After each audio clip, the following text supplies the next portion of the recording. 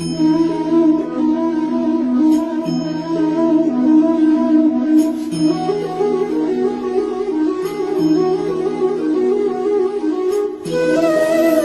भाग्य को कोसने से दुख खत्म हो जाएगा? नहीं ना।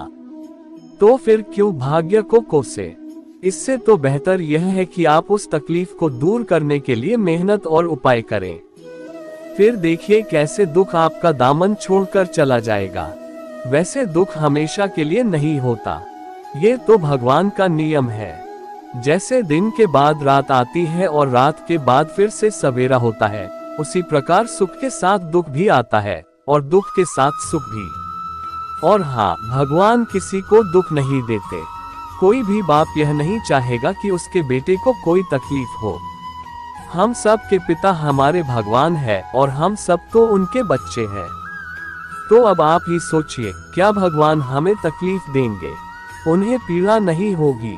वो भी चाहते हैं कि हमें पीड़ा न हो, लेकिन हम कुछ गलतियां कर बैठते हैं जिसकी वजह से हमें तकलीफ झेलनी पड़ती है। ये बात एक कहानी के जरिए आपको समझाता हूँ। एक बार एक इंसान अपनी जिंदगी से बहुत परेशान था। वो हर समय अपने आप को कोसता रहता था कि क्या जिंदगी मिली है मुझे, क्या जीवन है, हर परेशानी मेरे साथ ही है, हर दुख मुझे ही आकर घेरता है, हर झंझट मेरे ही सर पड़ती है। एक दिन इसी तरह अपने आप को बैठा हुआ कोस रहा था कि क्या नसीब है मेरा, क्या किस्मत है मेरी, क्या जिंदगी है मेरी, कि तभी अचानक एक बाज अपने शिकार को पंजों में दबाए हुए एक पेड़ पर आकर बैठ जाता है और वहीं पर अपने उस शिकार को खाने लग जाता है। ये परेशान आदमी जब उस बाज को देखता है तो कहने लगता है कि क्या जिंदगी है इसकी, क्या जीवन जी रहा है मजे का। ना इसे खाने की चिंता, ना पीने की, ना पहनने की और ना ही परिवार की। शिकार करता है और मस्त खुली हवाओं में कभी इधर घूमता है कभी उधर घूमता है, सारे दिन आसमान में उड़ता रहता है। असल जिंदगी तो यही है, जीवन तो ये जी रहा है। और फिर वह आसमान की तरफ देखकर जोर जोर से चिल्लाता है कि काश मैं भी एक बाज होता तो मुझे भी कोई दुख ना होता, मुझे भी कोई परेशानी ना होती, काश मैं भी एक बाज होता।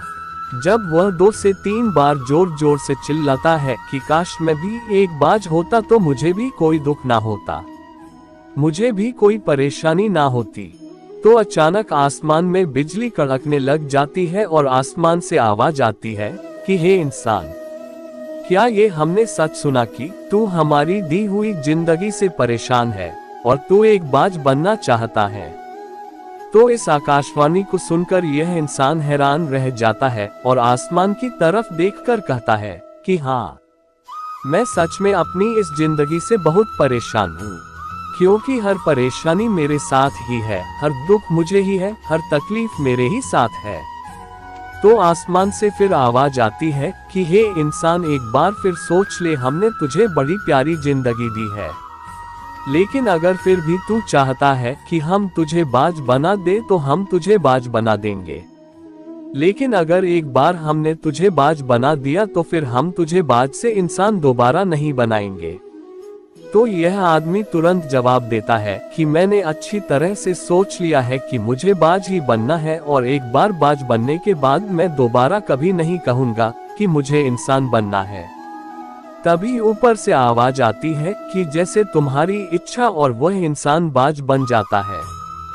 बाज बनते ही वह इंसान खुली हवाओं में उड़ने लगता है, कभी उड़ता हुआ इधर चला जाता है, कभी उड़ता हुआ उधर चला जाता है और सोचता है क्या मजे की जिंदगी है।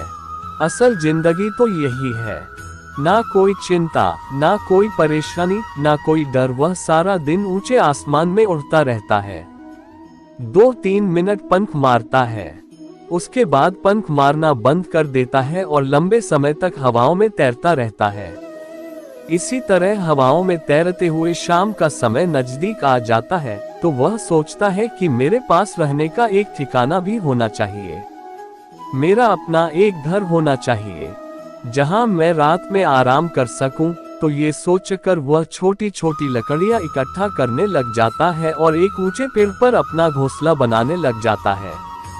एक एक लकड़ियां इकट्ठा करके वह अपने लिए एक सुंदर सा घोंसला तैयार कर लेता है और रात में उसी में सो जाता है और सोचता है सुबह उठकर शिकार भी करूंगा और सुबह उठकर फिर से मौज मस्ती भी करेंगे, खुली हवाओं में उड़ेंगे।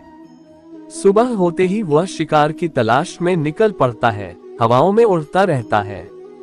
ऊपर से जाकर देखता है कि कहीं जमीन में मुझे कोई शिकार नजर आए तो मैं तुरंत जाकर उसे दबोच लूं और वहीं पर खा लूं।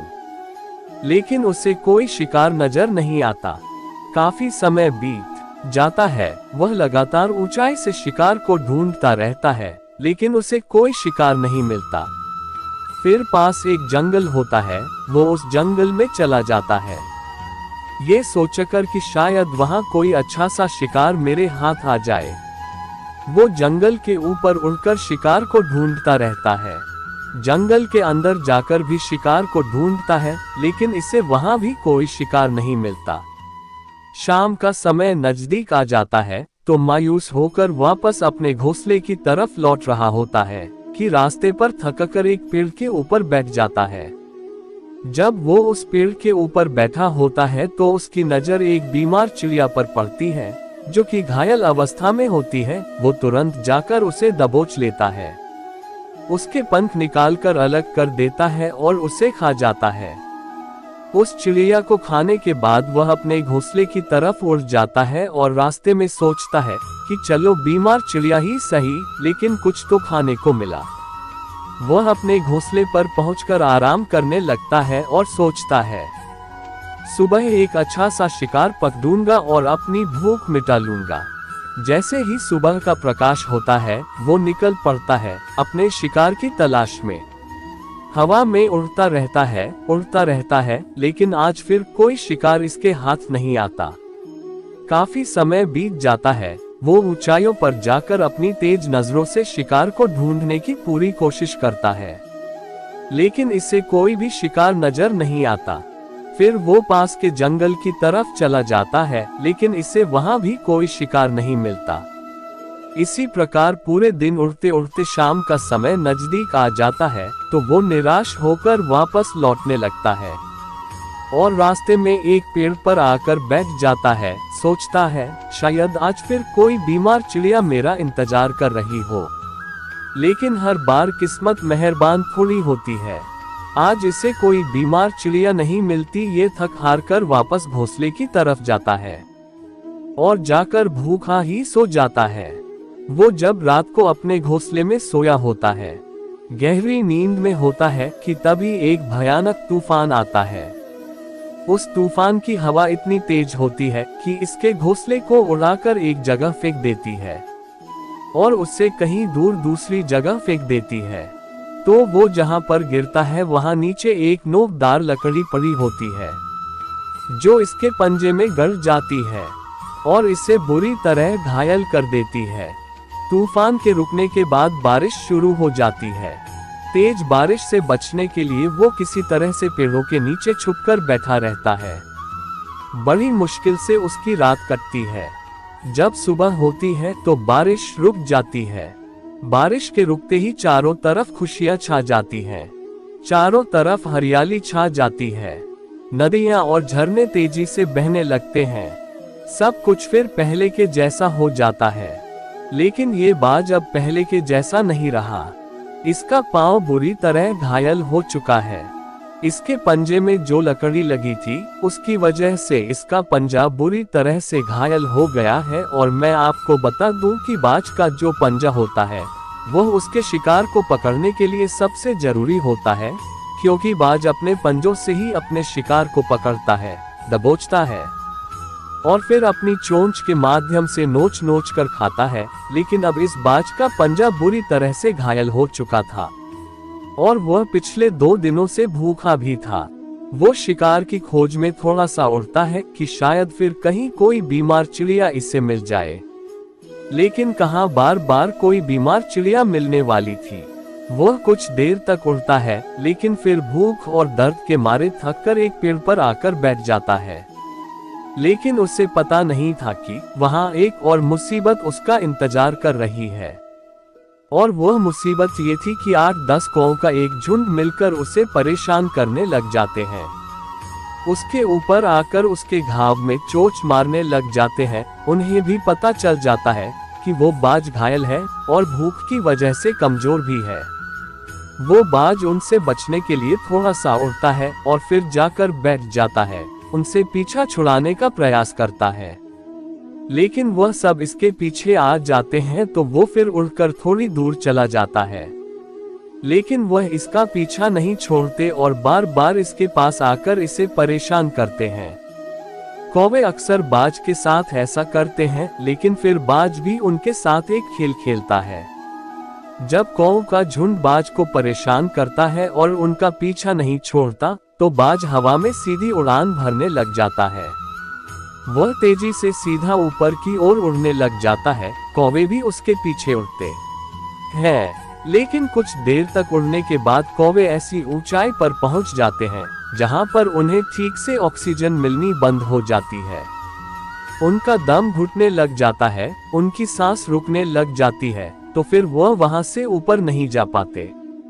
पर क्योंकि बाज तो बादलों से भी ऊपर उड़ सकता है, इसलिए वह तो ऊपर चला जाता है। लेकिन कौवे वहां से ऊपर नहीं जा पाते और वो नीचे आने लगते हैं।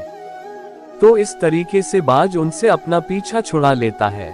लेकिन ऐसा करने के लिए, इतनी ऊंची उड़ान भरने के लिए इस बाज के पास उतनी ताकत नहीं थी, क्योंकि वो भूखा भी था और घायल भी था। तो यह उड़ता और थोड़ी सी दूर जाकर बैठ जाता और कौवे फिर आकर इससे परेशान करने लग जाते। इसी तरह भूख और घायल हालत में एक दिन गुजर जाता है, दूसरा दिन गुजर जाता है, तीसरा दिन गुजर जाता है। लेकिन इस बाज की हालत में कोई सुधार नहीं हो रहा था। उसकी हालत बद से बदतर होती जा रही थी। चौथे दिन जब वो बिल्कुल खत्म होने पर आ जाता है, उसके अंदर बिल्कुल ताकत नहीं बचती और उसका शरीर उसका साथ छोड़ने लगता है, तो ये किसी तरीके से उड़कर पास ही इंसानों की एक हॉस्पिटल होती है, उसकी छत पर आकर बैठ जाता है और वहां से आने जाने वाले मरीजों को देखता है और अपने आप से कहता है कि काश आज मैं एक इंसान होता तो ऐसे छोटे मोटे जख्मों का हॉस्पिटल से इलाज करवा लेता, या किसी को बता देता कि मैं भूखा हूँ, परेशान हूँ, मेरे साथ ये परेशानी है।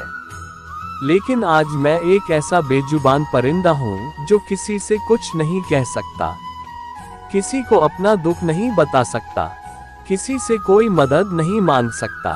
यही बात सोचकर वह उसी छत पे अपना दम तोड़ देता है। वह अपनी जान की कुर्बानी तो दे जाता है, लेकिन साथ ही साथ हमें ये सीख भी दे जाता है कि आपको जैसा बनाया गया है, आप जैसे भी हो उसी में खुश रहो और उसी में बेहतर करने की कोशिश करते रहो, ना कि इस बात से परेशान रहो कि काश मैं ऐसा होता, काश मैं वैसा होता, काश मैं ये बन जाऊं। आपको जैसा भी बनाया गया है, आप उसी में अपना सर्वश्रेष्ठ करने का प्रयास करते रहो। दोस्तों, ये कहानी तो काल्पनिक है, लेकिन हमें जीवन का एक बहुत ही महत्वपूर्ण नियम सिखा कर जाती है कि हम जैसे भी हैं अच्छे हैं। बस हमें उसी में अपना सर्वश्रेष्ठ करने का प्रयास करते रहना चाहिए। आज की वीडियो में बस इतना ही। ऐसी और कहानियां सुनने के लिए वीडियो को लाइक करें और चैनल को सब्सक्राइब करना ना भूलें। धन्यवाद। जय श्री कृष्णा।